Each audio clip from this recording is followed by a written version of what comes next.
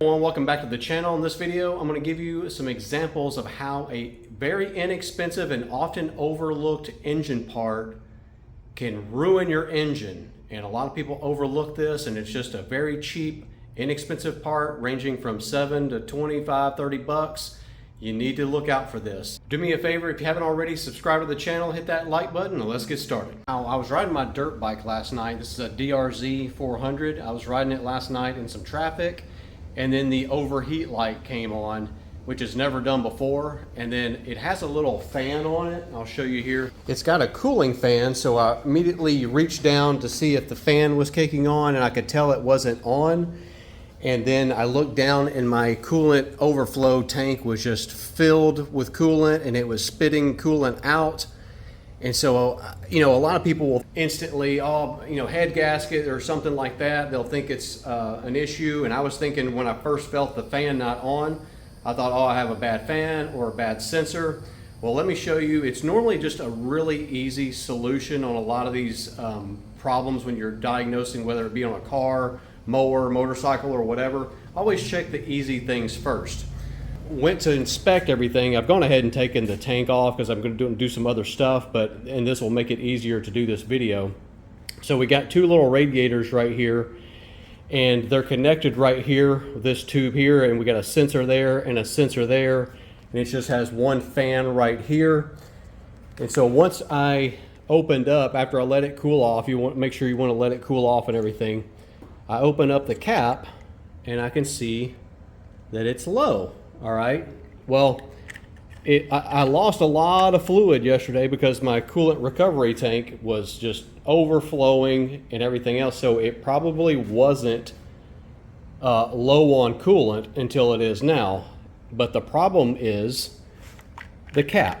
It's just as simple as that. So what happens is, over time, these go bad, and it'll make the boiling point lower on your coolant. So as that cap comes up, it would normally let the coolant go into this hose, and it's just like this on a car as well. It'll have a hose right there next to the cap. So when that raises up, that little spring will raise up, it'll let the coolant go over to your overflow tank. But if once that cap gets weak and that spring gets weak, it does it prematurely. And so what was happening is, it had already done that. It already probably put some coolant, without me realizing it, put it down into the coolant recovery tank. The reason my fan wasn't kicking on was because my sensors had no coolant to pick up. It was just getting air. So that's why my fan wasn't kicking on. And I've already confirmed it by just hooking up the fan that it is working. You can hook up the fan directly to the battery. I'd already unplugged it just to confirm that is working. But I knew once I saw that coolant was low like that, which I check it often, I check my oil often, check your fluids often. I was like, this cap is probably, no telling how old it is. The bike itself is 20 years old, or 19 years old actually, but probably not the sensors, because they weren't getting any coolant. But once I top it off, put a new cap on there, it's going to probably do just fine. Always check that cap. There's each cap, whether it's on a car or whatever, motorcycle, boat, mower, whatever, they have a certain resistance pressure. And I can tell right now this one's just way too easy. So this thing only holds about a little over a quart of coolant. And I would guess I probably lost half of my coolant just in what I saw when I got back home. And I didn't. Now, you don't want to ride your engine. Once I was able to go and get into some traffic and some airflow, the light went off. My overheat light went off. But if I was in some major traffic or anything, I would have probably had to pull over to the side and let it cool off. Because heat is what really kills the engines, transmissions, and everything. When it wears things out, heat is the enemy of this stuff. You need oil and lubrication, obviously, but that oil lubricates and helps keep everything cool. Same thing with coolant. Coolant's also lubricating the water pump. You don't want to you can, in an emergency, just run straight water, but if you're you want to use distilled water to flush everything out. Actually, I just usually use coolant to flush out when I'm replacing coolant. Or you'll also, if you're going to mix it, you're not getting the pre-mixed, use distilled water. But if you try to get away with just running straight water, one, your boiling temperature is going to be drastically reduced, but also it's not going to provide the lubrication that the water pump needs. And also, when you're topping off your coolant, you want to make sure you get all the air out of the system. When I go to refill it, I'm going to crack this open here. I'm going to get the bike level, pour in the coolant, and once I see coolant coming out right here, because the coolant's going to flow right over here, it's going to take out, I'm going to hold the bike level, and I'm going to crack this loose, and once I see some coolant coming out right there, don't see the air bubble, or you can take it all the way out, but once you see all the air is out right there, you can tighten that back down, top it off right there, and then the sensors will have coolant to be able to take an accurate reading. It's the same thing on your car or truck, like on my Toyota 4Runner here. You want to see the coolant up to the top. That's normal, but if you see that low and you see your coolant recovery tank is too high, or it's been spitting coolant out onto the ground because it's been overflowing, chances are your cap is bad.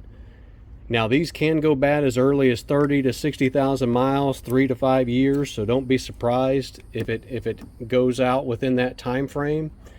And on your coolant recovery tanks, you'll usually have like a low and full mark. You don't want it to be above that full mark. That's usually a sign that you got a problem. When you refill your coolant system, it's really important you want to get those air pockets out, and not all systems will have a bleeder valve. Like older engines, they're real easy. They just had, the fill point was at the highest point, and you just had to run the, heater and watch for air bubbles as the thermostat opened. It was real easy. But a lot of like the European cars and newer cars now, they're very complex. They started adding, hoses here and there and everywhere else. You may need to get a vacuum fill tool. I'll put a link down in the description for one of those. They can be expensive, but they can be pretty cheap as well. They're pretty common, but a lot of engines will have, like the older engines especially, will have like a little bleeder valve or screw basically at the high point to let the air out as you slowly fill up with coolant. And it's really important you get all that air out of your cooling system, because you can create hot spots if you have an air pocket in your cooling system. It'll kind of restrict the coolant from flowing properly. It can cause a hot spot right there.